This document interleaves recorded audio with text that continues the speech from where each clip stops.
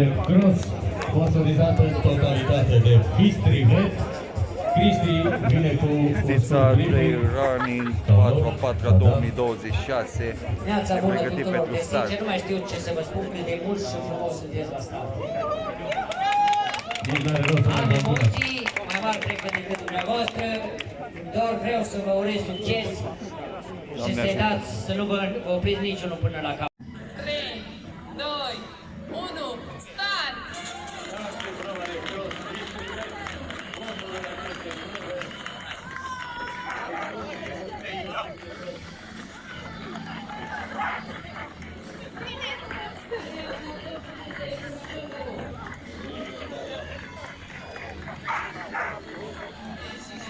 Foarte bine, Iuca.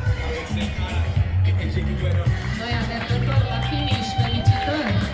Imediat susținător! Ana Florian 269. Super power.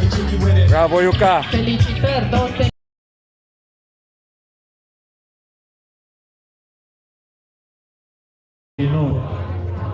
Locul 3, numărul 269 de concurs, Ana Florian. Bravo, Iuca. De la Baia Mare, Clubul Sportiv Silc, VTK Baia Mare, Siltil. Locul 2, Laura Camelia Farcaș, Mega Titan, de număr de concurs 251. Felicitări!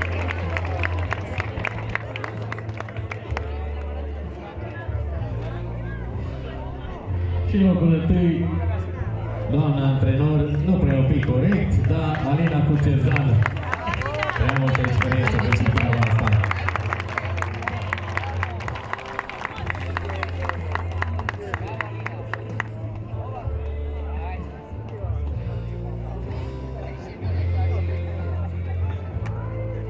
Aplauze, vă rog.